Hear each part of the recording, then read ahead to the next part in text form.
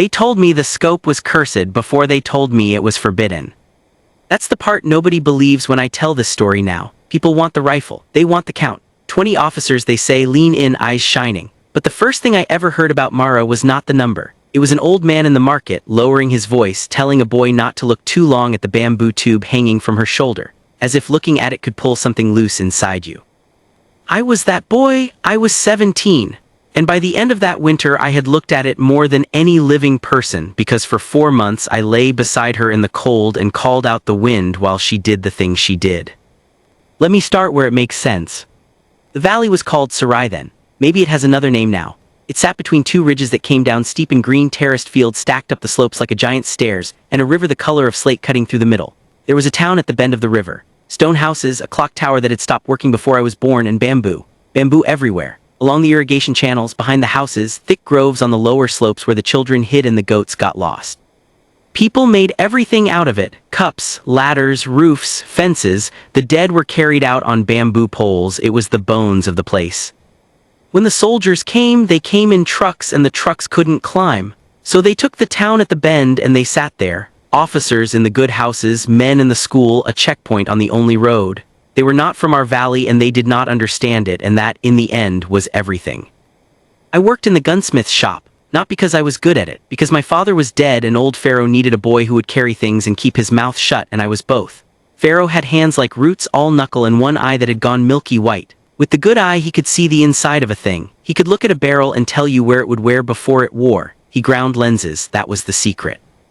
Long before the soldiers he had ground lenses for hunters and for the doctor's spectacles, and for a telescope the schoolmaster kept on his roof to look at the moon. After the soldiers came, lenses became forbidden. You have to understand how strange that sounds and how serious it was. They didn't just take the rifles you expect. They took anything that could see far, telescopes, field glasses, even the schoolmaster's moon telescope, which they smashed in the square so we would all understand. An officer stood on a crate and explained it to us in our own language badly. A man who can see far, he said, can shoot far, and a man who can shoot far is a danger to the peace. So the lenses went underground. An old Pharaoh who could not stop his hands any more than a river can stop running downhill, kept grinding them in the back of the shop at night by a lamp turned down to nothing, and he hid them inside bamboo. That was the genius of it, you see. A bamboo tube is the most ordinary thing in our valley. A soldier searching a house would no more pick up a bamboo tube than he would pick up a stone. Pharaoh hollowed the joints, set the lenses inside on little shelves of carved wood, sealed the ends with wax and pitch. From the outside it was a length of yellow cane like 10,000 others leaning in 10,000 corners. Put it to your eye and the far ridge jumped close enough to count the leaves. He made 3, the first cracked when he tested it. The second he traded for medicine when the medicine man's wife was dying, and I don't know what became of it. The third he kept, and the third was the one Mara took. I should tell you about her now. But the truth is I don't know how she came to be what she was, and I have stopped pretending I do. She was not from Sarai. She came down from the high villages the autumn before with a string of refugees, and she stayed. People said she had been a shepherd. People said her husband had been killed at a checkpoint farther up the valley, that she had watched it, that she had not been able to bury him because the soldiers wouldn't let anyone near the body for 3 days. People said a lot of things. Mara said almost nothing. She was maybe 30. She had a flat, quiet face and the stillest hands I have ever seen on a person who was not asleep, and when she looked at you, you felt measured, not judged, measured, like she was working out a distance. She took to coming to Pharaoh's shop. At first I thought it was for the warmth because we kept a fire and most houses by then could not spare the fuel. But she would sit in the back and watch him work, and one night I came in from the yard and found her holding the third bamboo scope to her eye, pointing it through the cracked shutter at the dark ridge. And Pharaoh was watching her instead of telling her to put it down. He should have told her to put it down. We could have all been shot for it being in the house at all.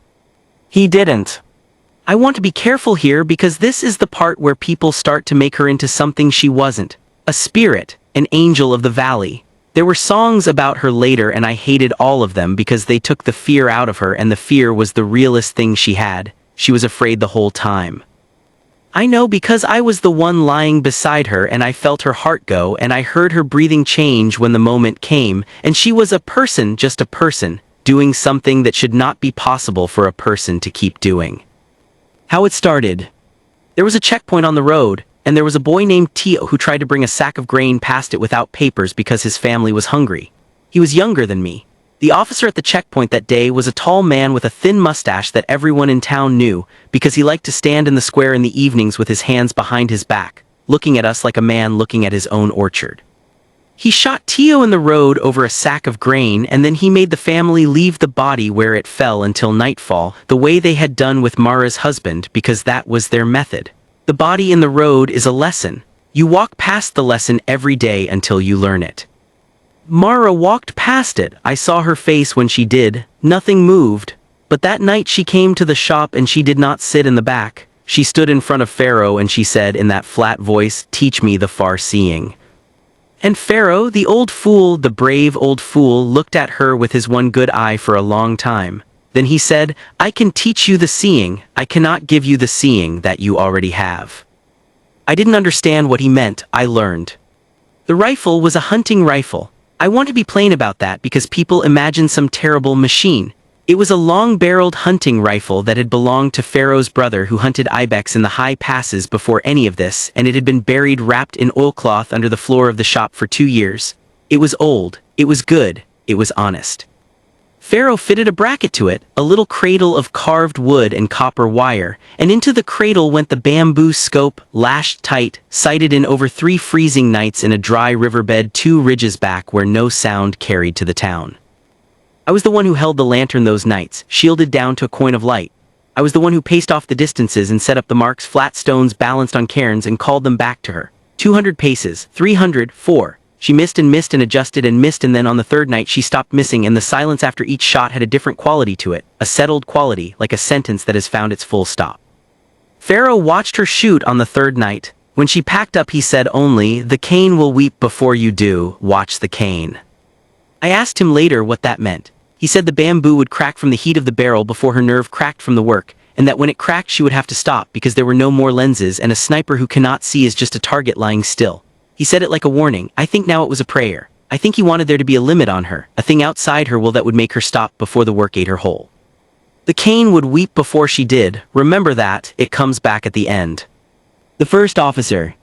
It was the man with the thin mustache. Of course it was. She did not say so. She did not announce a list or carve marks in a stock like the men in the songs. But the first one was the one who had left Tio in the road, and I have always known she chose him on purpose, and I have always loved her a little for the fact that she never said it out loud. We went out before light. This was the pattern that would hold for 4 months, so let me describe it once properly and you'll understand the rest. We left town separately by different paths so that no one watching would see a woman and a boy leave together. We met in the bamboo groves on the lower slope. From there we climbed slow, never the same way twice, to a position on the ridge that looked down on the town.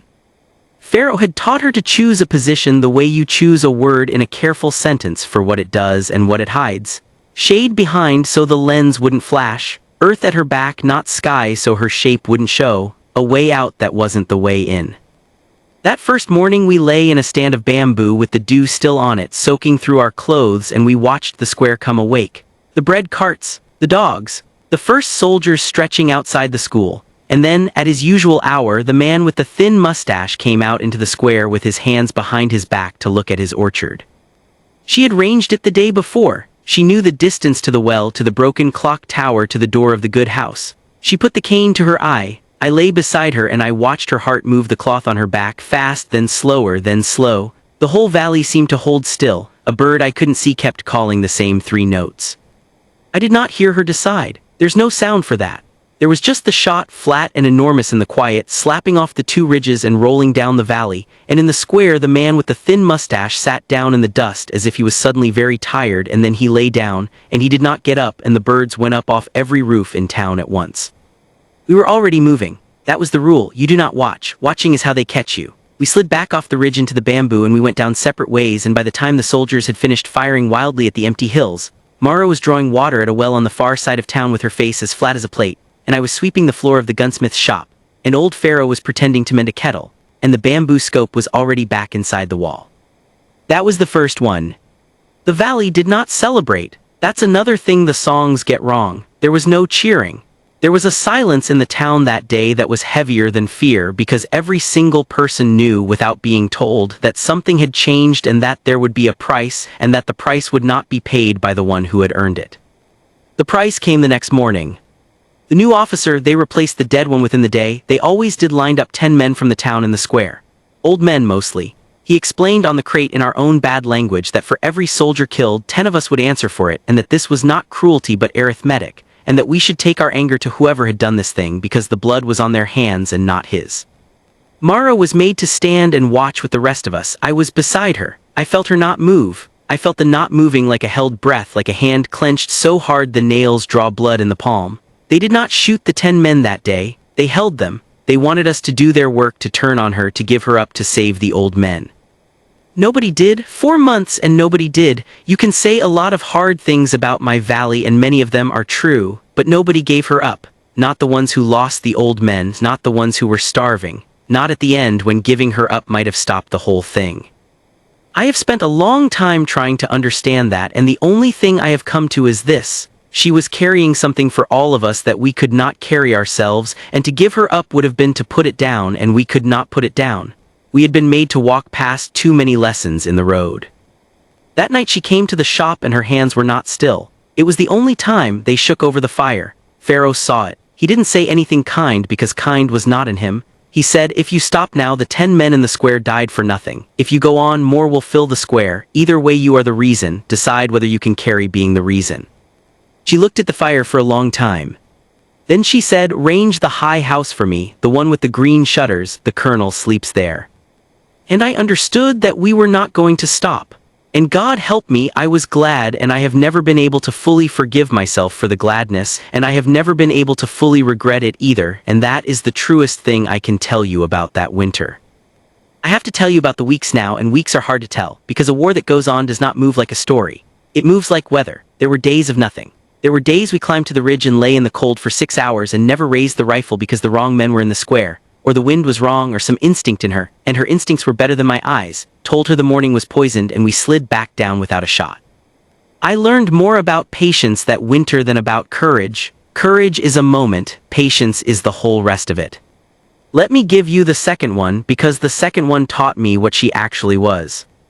After the colonel, they got careful. They stopped standing in the square. They moved fast between buildings, bent low, 2 men holding up boards as shields. They covered the windows of the good houses with sandbags. They understood by then that death was coming from the ridges, and they did the sensible thing, which was to stop offering themselves to the ridges. So Mara stopped shooting from the ridges. She had me steal a soldier's coat, not for her, she never wore it. She had me drape it over a bush on the eastern slope at dusk where the last light would catch it, and she set up a little frame of bamboo behind it so that in the morning in the long shadows it would look to a frightened man with field glasses, and they had field glasses, they were allowed field glasses like a person lying in the brush. A sniper's hide, an obvious one, a stupid one. Then we went and lay in the bamboo on the western slope behind them at their backs where no one was looking, because everyone was looking east at the coat. I want you to understand what she did, because it is the cruelest beautiful thing I ever watched a person do. She gave them a fear and then she let them act on the fear. In the morning a patrol went up the eastern slope toward the coat, careful, spread out, and the officer leading them stood at the bottom and directed them with his arm, pointing, exposed, his whole attention east, his back to the west, to us. The cane went to her eye, her heart slowed, the 3-note bird. She took him and 2 more before they even understood the shots were coming from behind them, and by then we were gone down the western slope into the river groves, and they spent the rest of the day fighting an empty coat on a bush. That's when I understood she was not a marksman who happened to be patient. She was a patient mind that happened to shoot. The rifle was the smallest part of her. The bamboo scope let her see far, yes, but the thing she really saw far into was them. She saw their fear before they felt it. She saw what a frightened man would do, and she set a place for him to do it, and she waited there. 20 people say, 20 officers, they say it like it's the rifle that did it. It wasn't the rifle, it was the seeing. The town paid, I won't pretend it didn't, and I won't dress it up. The square filled and emptied and filled. They burned the bread carts. They cut the water to the lower houses for a week in the dead of winter. They took the schoolmaster, the one whose moon telescope they had smashed, and they took him because he could read, because a man who can read can write, because they had convinced themselves there must be a network, a command, someone organizing this, because they would not believe that all of it, all 20 of them, was one shepherd woman and a hollow stick of cane and a boy who called the wind. They were looking for an army. The whole time they were lying in the bamboo, 2 ridges over with the army. I have been asked often whether it was worth it, whether the dead from the square outweighed the dead officers. I don't answer that question anymore. I used to try. I would do the arithmetic the colonel had done on his crate, our dead against theirs, and the arithmetic never came out clean, and I came to understand that the question itself was the trap. They wanted us to do that arithmetic. They wanted us to weigh our own and find the price too high and turn on her to save the rest. The arithmetic was the weapon. Refusing to do it was the only freedom we had left. So I won't do it for you now, I'll just tell you what happened. There was a thaw in the middle of it, fall spring, a week where the snow went to mud and the bamboo dripped all night and the river came up brown and loud. We couldn't work. The slopes were too soft, the cover too thin, the tracks too easy to read in the mud. So for a week we did nothing, and in that week I saw Mara almost become a person again. She helped a woman whose roof had fallen. She sat with the children of the men taken from the square, and she did not tell them comforting lies, she just sat, which I think was better. One evening she fixed a doll for a small girl, a doll made of what else, bamboo and cloth, and her still hands moved over it gentle and exact, and the girl laughed and Mara almost smiled, and I had to look away because it was unbearable to see what she might have been in a valley that had been left alone. That night she said to me quietly the only personal thing she ever said, "When this is over I will not know how to do anything but this. They have made me into one thing." She wasn't asking for comfort. She was just nomming it the way Pharaoh named the ware in a barrel, a flaw observed, a thing that would fail where it would fail. The cane will weep before you do, watch the cane. I should tell you about the cane now because the fall spring ended and the work came back and the work was hard on the cane. A bamboo scope is not made for what she did with it. Pharaoh had built it for a hunter who might fire a few times a season. She fired through a whole winter. The lenses fogged in the cold and had to be warmed against the body before each climb. The wax seals cracked and had to be remelted by candle. And the cane itself, the yellow tube that hid everything, had begun by the deep of winter to split. A hairline at first near the front lens, where the barrel's heat came up through the bracket. Pharaoh bound it with wet rawhide that dried tight. It held. It split again longer. He bound it again. He told her plainly each time that the next split would be the end, that he had no more lenses, that when the cane finally wept the seeing would be gone and she would have to stop. She heard him the way she heard the wind, as information, not as permission to stop. The 15th or 16th, I lost the true count somewhere, and I will not pretend a number I don't have, was the one that nearly killed us both. They had brought in a hunter of their own. We didn't know it. A man trained the way she had not been trained, with proper glass and proper training and a patience that matched hers, and he had been lying in the hills for 3 days reading the ground the way she read it, looking for the place a clever person would shoot from, the way she looked for the place a frightened person would walk to. We climbed to a position we had used once before 2 months earlier.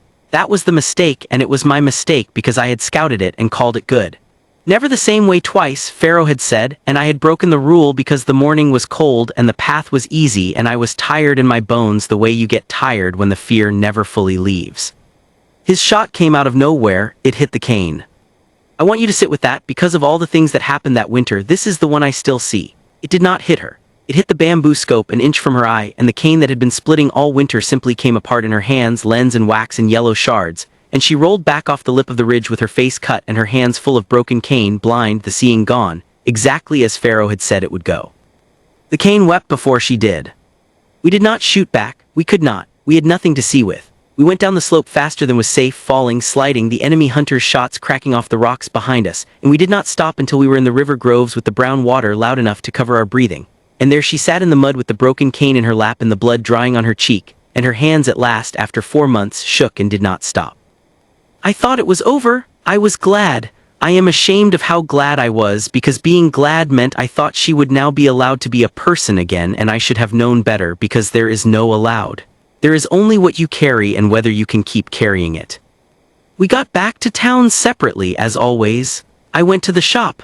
Pharaoh looked at me, and then he looked at the empty place on my shoulder where I always carried it down, and his one good eye understood everything before I said a word. "The cane is dead," I said. "Good," he said, and he meant it. He wanted it to be over. He had built the limit into the thing on purpose, the brave old fool, so that the work would end before it ended her. But Mara came in an hour later. She set the broken cane on the workbench, the shards and the cracked lens laid out like the bones of a bird. And she looked at Pharaoh with that flat, measured look, and she said the thing I have never forgotten, the thing that is the real reason I am telling you any of this at all. She said, "Then make me another seeing." And Pharaoh said, "There are no more lenses, there is no more cane that will hold. There is no more, do you understand me, woman? There is an end, and this is the end, and you should be grateful for the end, because the end is the only thing that will save you from becoming the thing you are becoming. And she said, quiet, flat, certain, I am already the thing I am becoming. The seeing did not make me, it only let me reach, find me a way to reach. Pharaoh did not sleep that night, neither did I. He sat at the workbench with the broken cane and the cracked lens and his one good eye, and he turned the pieces over and over, and I lay in the corner pretending to sleep and watching him through my lashes. He was arguing with himself. I could see it in his hands. They would reach for the lens and stop, reach and stop. He was a man trying to decide whether to give a person the rope they had asked for, knowing the use they would put it to, knowing also that they would find a rope somewhere with or without him, and that a rope from his hands would at least be a rope that wouldn't fray at the wrong moment. Near dawn, he made the decision the way he made all decisions, without ceremony. He took the one lens that had survived the shot, the rear lens, the eyepiece which had been protected behind the bracket. The front lens was gone, shattered. You cannot make a far-seeing with one lens. He knew that, I knew that. So he did not make a far-seeing. This is the part the songs leave out entirely because it does not fit. They want the magic scope, the cursed cane, the angel of the valley with her enchanted eye. The truth is plainer and harder. Pharaoh looked at the impossible problem, a sniper with no scope, an enemy hunter in the hills who would now own the ridges, a woman who would not stop, and he solved a different problem instead. He said, you cannot outsee him. He has glass you cannot match and training you do not have and 3 days patience for every one of yours, and he has already learned your ground. If you go to the ridges again, you will die on the ridges, and the cane will not be there to take the bullet for you twice. Then where, she said.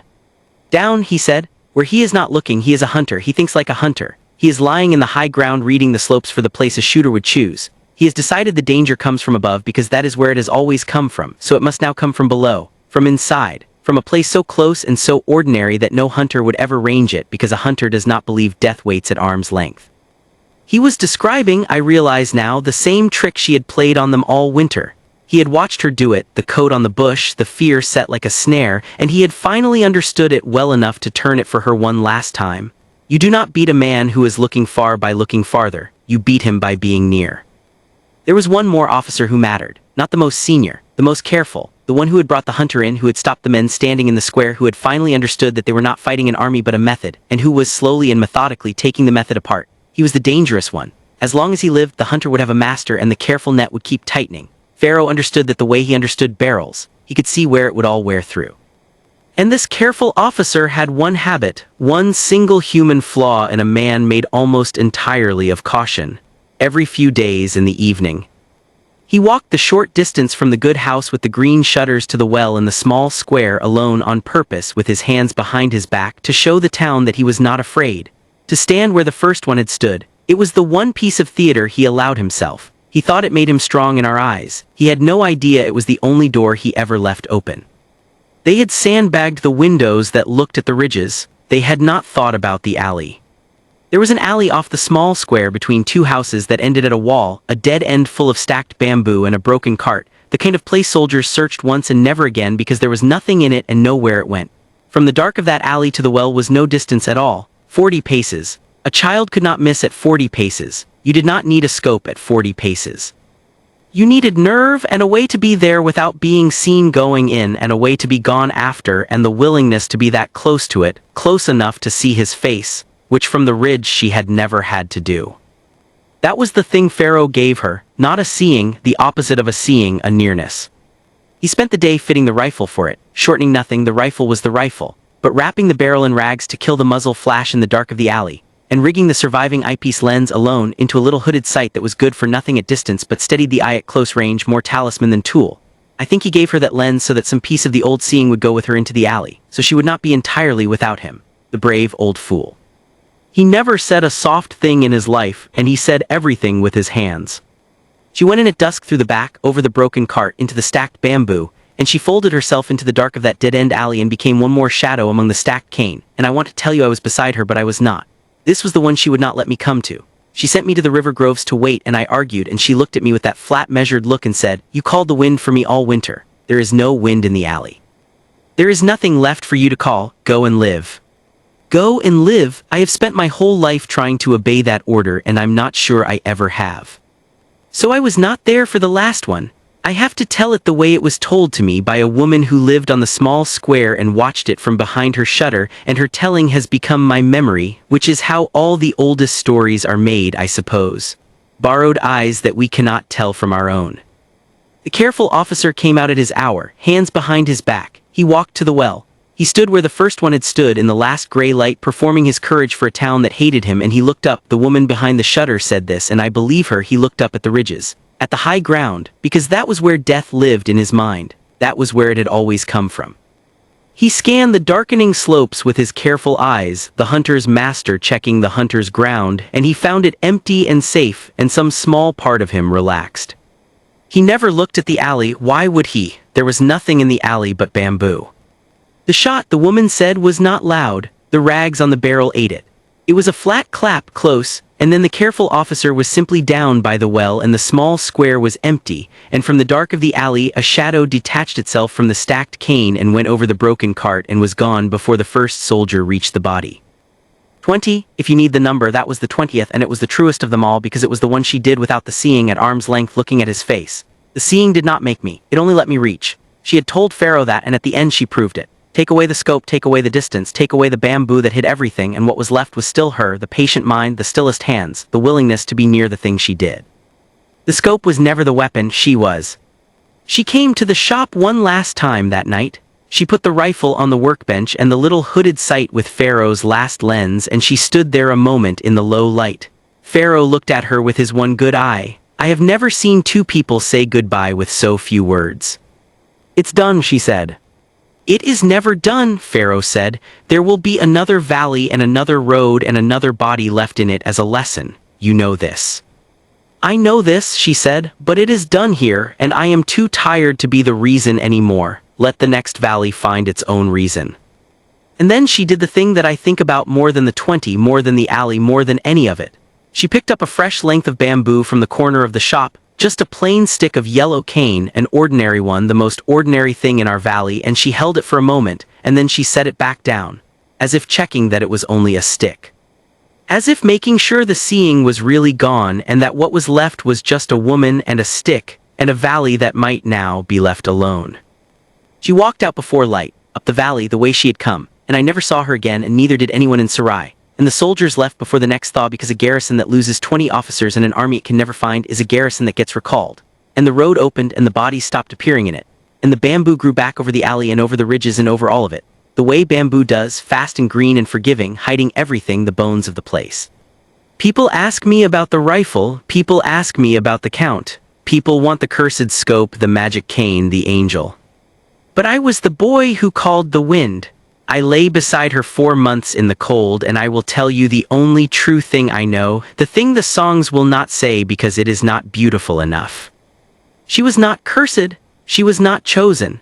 She was a shepherd woman who was made to walk past too many lessons in the road, and one winter she stopped walking past them, and the only forbidden thing she ever held was the right to see far in a place where they had decided we were not allowed to see anything at all. The cane wept before she did. But in the end, she outlasted the cane. And maybe that is the whole story, not the seeing, not the 20, just a woman who refused for one whole winter to look away.